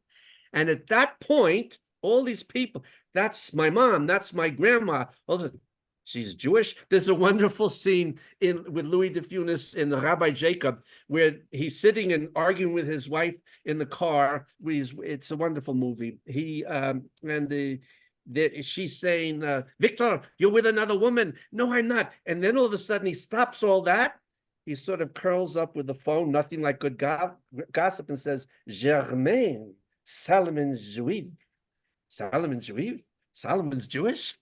And then later on, they're dancing, and after he goes for the zany, he has to dress up like a chassid, and he does Hasidic dancing. It's all about Arab terrorists, and it's really, the French are very sophisticated. They're way ahead of us. And so Solomon says, Monsieur, you didn't tell me I was Jewish. He says, because I wasn't until yesterday. So all of a sudden you have a situation where a person who, unknown to her fans, has become an American and international, not just famous, it's another level, a cultural icon in her life. Solomon's Jewish, Roseanne, you're Jewish. You know, like the guys from Lubavitch on the street. You're Jewish? Put on tefillin. You're Jewish? Yes. And this is totally freaking out all sorts of people who love Roseanne, but really not exactly, doing the Irish jig about us Jews. Yeah, I'm Jewish. They have a problem which he wants them to have. And if that isn't Queen Esther of our time, I don't know anybody out there. And that's enough peanuts now. I'm going back to the gallery. Well, I think there's a lot of Queen Esthers out there, but I'm very flattered that you say that about me. And of course, she's everyone's idol. She's the queen of our people still. And King David, Queen Esther. And thank you for your kind words to me. They mean so much. It's a time for Queen Esther, this is her time. Persia, Iran, it's the same. It's like the same biblical story all the time in the same. Once you're a student of Kabbalah, you realize or Zohar, you realize that every month on our calendar of every year, the same stuff happens. Yeah. The same Bible stories, Torah stories, happens the same month every single year. I have noticed that now for 20 years. I didn't know it my whole life. I was like, fragmented, like normal people. I'm thinking, oh yeah, another year, another new thing, but it's not. It's always the wheel of the year, the wheel of the correction, of the redemption. The redemption cannot be stopped. Where they say nothing can stop what's coming. It's true. Yeah. Nothing can stop the redemption of the Jewish people, which is, we're in it. We're in the redemption of Judaism. That's how I feel. And I'm not just feeling it, I'm reading it, seeing it, studying it. And it is through Zohar. And it's going to be big, big, big, because people don't even know about it yet. It's been 2,000 years that it itself says it will be 2,000 years before. And it kind of, in a way, is foretelling the age of information. And I'm very excited and hopeful that the presence of, the Creator is felt in this realm more and more every single day, as I pray for his intelligence to descend on us and make that known, that if we will connect to the heart, Bina, the love of a mother for her child, which is how Hashem feels towards us in that aspect. There's no stopping what we can do to clean this world of evil and undesirable things. I know we're on the verge of it. It's Mashiach. I really feel it. And this is the 33rd day, the opening in the cosmos, where Rabbi Shimon, who left the blueprint for us, he left the blueprint in 22 volumes for us, the building blocks of DNA. He left those for us to study. And it's not like we're alone here. It's not like we're hopeless. We have all the information we need. We just need to set our eyes on it and learn it. And with love, just feeling the love of him today, the love of him and the light of those bonfires and those bows and arrows to take out evil in this world. Psychic bows and arrows, which is like on Hanukkah, the aim to the heart of darkness. It's a trajectory that starts in our heart and goes to destroy the heart of darkness in this world. We have that power, and that's what we were put here for. That's why we went to Sinai. That's why we were chased, and that's why we stand, and that's why we're here today. So happy Lag BaOmer, everybody. Roseanne, we mentioned that this past Shabbat was the 33rd Shabbat after October 7th. So I did a quick calculation. The 50th Shabbat, because we know 33 is Lag BaOmer, 50 is Shavuot. So the 50th Shabbat falls on what? The 18th of Elul, which is the founding of Hasidut, and also the birthday of the Alter Rebbe, the founder of Chabad. So we don't have any accidents here. And by the way, it's also numerical. Sometime we have to do a whole show about numbers and also like the language of numbers. Yeah. And the numbers of the Hebrew alphabet. Why are they also numbers? We got to do a whole thing on that, Lowell. But anyways, I love you all. I have to go babysit. I hear them knocking at my door. They're yelling and screaming. I got to go cook and babysit. But does anybody else want to add anything before we go? The women never say anything.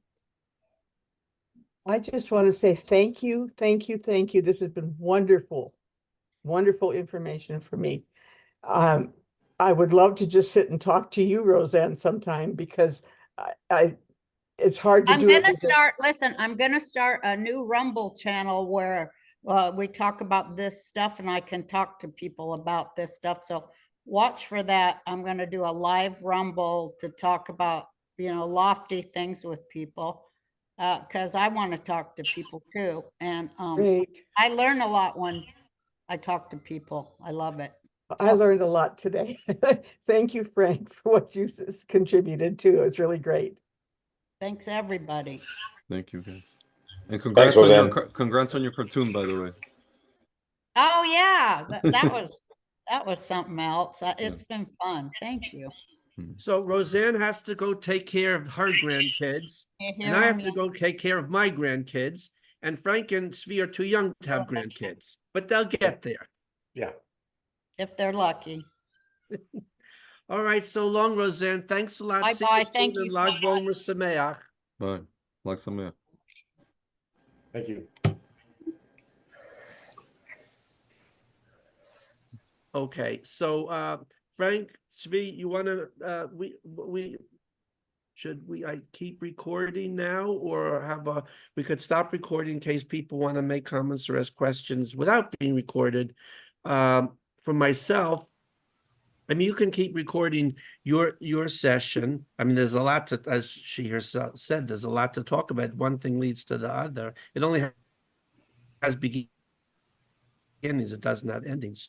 But you want to make some concluding remarks now, because in terms of terrestrial human Newtonian time, we're going on 2 hours. So maybe you should both say something, and Mordechai, Lala, Miriam, etc., make some concluding remarks for the recorded section. Then I'll have to go do grandpa stuff, and people can continue talking, not recording. Frank, Mordechai, anyone? I think what comes out is that the Gula is coming. Frank, I enjoyed your the entire Mahalach very much. Where did you learn all of that? Was that in one sefer? You picked it up from a lot of places. Okay, so most of the sources are the RE and the students of the RE, but I got it all really in one place. There's a YouTube video which is called Kabbalistic Patterns of History by Rabbi. It's a share by Rabbi Abba Wagensberg. And there's a yeshiva, there's a YouTube channel called Torah Rabbi Akiva, or Yeshivat Rabbi Akiva, something like that. But if you do Abba Wagensberg and you just put Toldos or Kabbalistic patterns, Abba Wagensberg, you'll find it. He got the whole thing is laid out. Very interesting. I'll shkoyach for giving it over. My pleasure.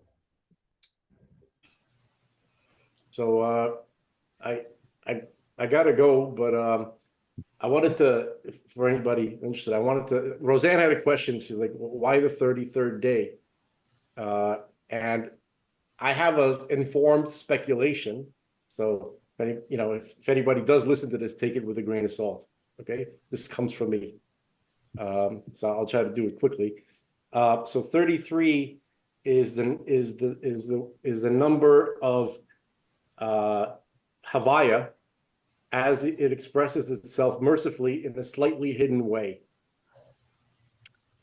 If you go to Bereshit chapter 1, you'll see when we get the description of God creating existence or rebuilding it, you'll see that through the 39 acts of creation that he made in that chapter, you'll see there's 32 times that God's name is mentioned, all Elohim. Okay, so we think about Elohim, we think about as the way God expresses himself through this world, through the laws of nature, with like exacting justice and numerical perfection and discernment and compartmentalization and diversity. And these are all strict and not necessarily pleasant experiences.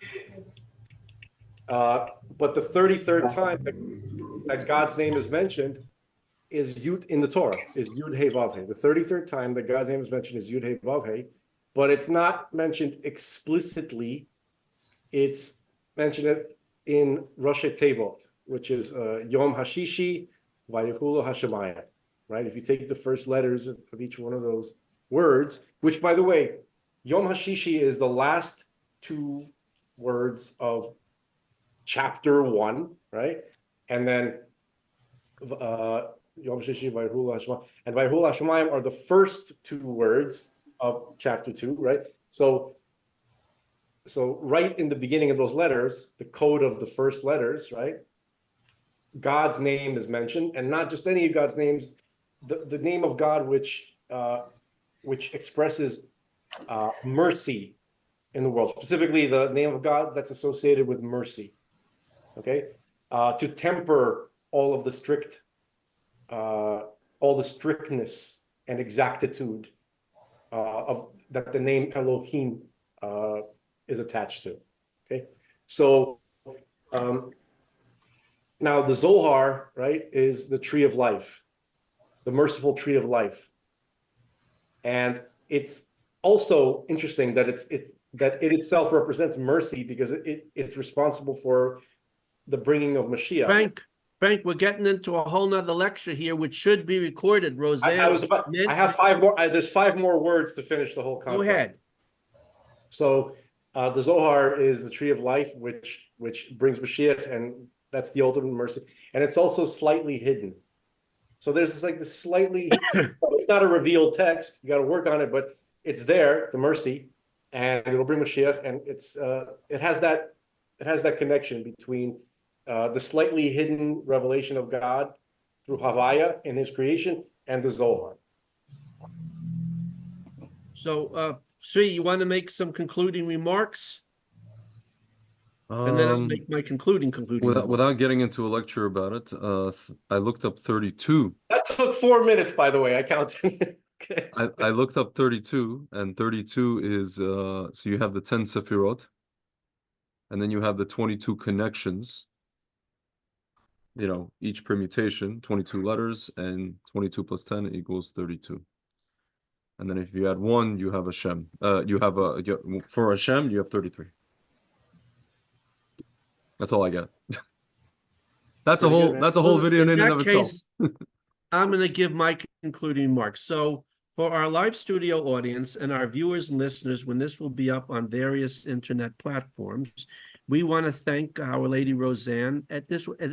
Roseanne usually regularly speaks on Rosh Hashanah, the last day of Chanukah and Purim. She asked to give an additional talk today, which she did. So we want to thank Our Lady Roseanne for that. And we want to thank Tzvi and Frank and Jacob Pentland, who's her, it's not just her son, but really her right-hand man for coaching. Don't worry here. You need to take whatever you need. And I want to ask our viewers and listeners, we'll include all the links to Roseanne's various platforms. Everybody can always use another supporter, so go subscribe. And now let me do this in alphabetical order. I have a Z, an L, and S. Please, all of you in the United States, you need to buy crates and crates of good Israeli wine. So you buy them from the Israel Wine Agency of Mr. Tzvi Loren Lifshitz, as you'll see there. And now next is S.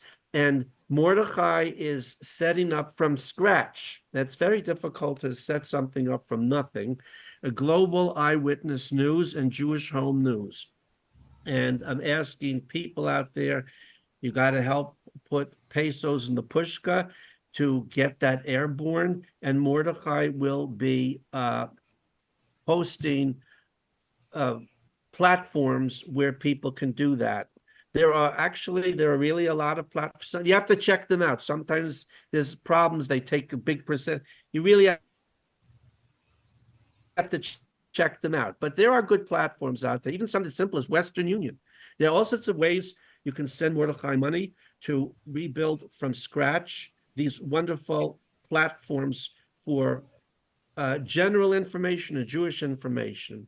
And about Mr. Frank Zelenko, he is now the founder and president of the Dr. Vladimir Zelenko Institute. specifically dedicating to promoting and the work of Dr. Zelenko keeps spreading. It's a self-propelled howitzer now worldwide. More and more recognition of his amazing treatments and the Zelenko protocol.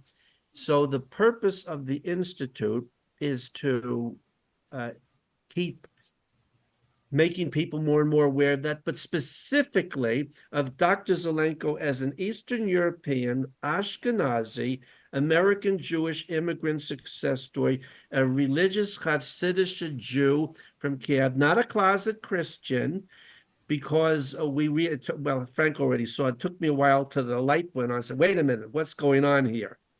And so let's take a lemon and make lemonade. So Frank is now, and if there's no one in the entire world, from what I could see, as the qualification, it's not just because, oh, it's my little brother. No, Frank was the way that Jacob Pentland works with his mother. He's her producer, director, scheduler, so many things for years. The last 2 years of Dr. Zelenko's life, there's one person who worked with Dr. Zelenko with anyone else on the entire planet. That's Frank Zelenko.